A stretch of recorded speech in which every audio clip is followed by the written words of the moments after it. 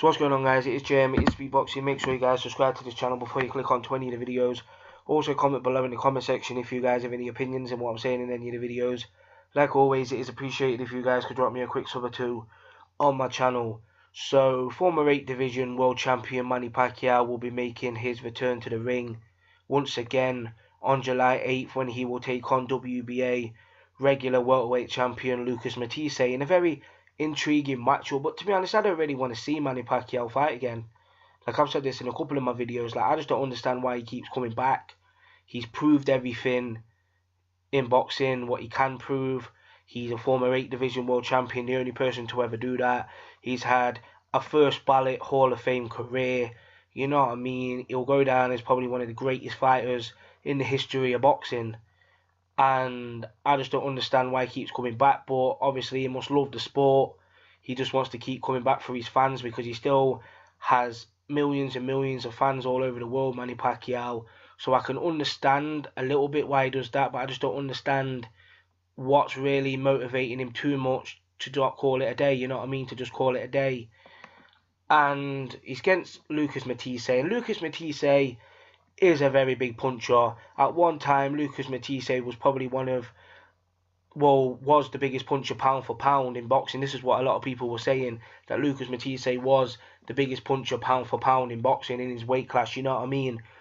And he's had good victories over the likes of Ruslan Pavodnikov, John Molina, and Lamont Peterson. Lamont Peterson probably being the best win of his career. Obviously, he has defeats to the likes of Zab Judah, Devon Alexander, Victor Postol, and Danny Garcia. So he's only ever really lost at a very high level, Lucas Mattysee.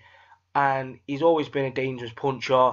He's a fighter who has fantastic timing. Well, he did have fantastic timing at 140 pounds. Lucas Mattysee, little short counter rights that knocked out the likes of Lamont Peterson. Like, he managed to knock Lamont Peterson out with a right hand over the jab, and that was a devastating knockout, and it really put the 140 pound weight division on notice. And obviously he had that fight with Danny Garcia in which he was outboxed for 12 rounds by Danny Garcia. A lot of people said Danny Garcia ran in that fight, but Danny Garcia boxed very well that night. Like, he put on a good performance against Lucas Mattysee.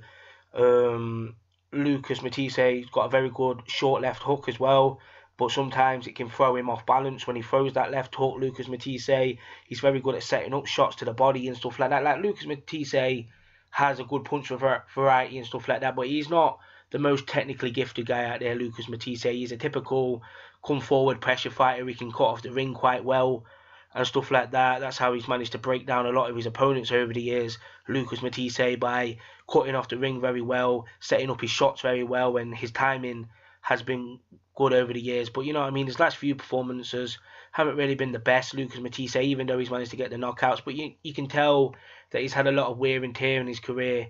Obviously that fight with Victor Postol was a heavy defeat for him. Obviously he picked up a bad eye injury in that fight, and he was stopped in that fight for the first time in his career. So, you know what I mean, how much has Lucas Mattysee got left at the same time as how much has Manny Pacquiao got left? I think Lucas Mattysee is a bigger puncher than Manny Pacquiao in terms of one shot, but I think Manny Pacquiao is far quicker. I think he's the better boxer, and I think Manny Pacquiao, obviously if he doesn't leave himself wide open and get caught, I think he can beat Lucas Mattysee easily. I think he can outbox him over 12 rounds and pick up a wide points victory. But if he just leaps in similar to what he did against Marquez, he could get caught and he could get knocked out. But Manny Pacquiao, ever since he was knocked out by Marquez, he don't really tend to rush in like he used to. Like, before that fight with Marquez, when he got knocked out, Manny Pacquiao was famous for rushing in, but he doesn't really rush in anymore, Manny Pacquiao. Well, he doesn't as much, and I don't think he will do against Lucas Mattysee, because Lucas Mattysee is a devastating puncher. He's a bigger puncher than Marquez, so that would be a very dangerous for Manny Pacquiao to do at this stage of his career at, what, 39 years old. Does he really want to be getting knocked out cold at 39 years old? But it's for a chance at a world title once again. Yeah, it's not the full WBA welterweight title because Keith Thurman holds that title, but will it set up a big fight with him and Terence Crawford if Terence Crawford picks up the WBO welterweight title against Jeff Horn when they meet for the WBO welterweight title? So, you know what I mean, Manny Pacquiao, this could be the last roll of his dice. If he loses this fight, then I expect him to retire. but it's a fight I'd be picking him to win against, because Mattysee, yeah, he's a devastating puncher, but in terms of boxing technique, he's very limited. He's a very good puncher, and he can set up shots very well and stuff like that. And he's got excellent timing. Well, he did have excellent timing a few years ago, but in terms of his technical ability, his foot speed and stuff like that, he isn't really the greatest fighter. So, yeah, comment below in the comment section. What do you guys think of this? It's JM at Speakboxing.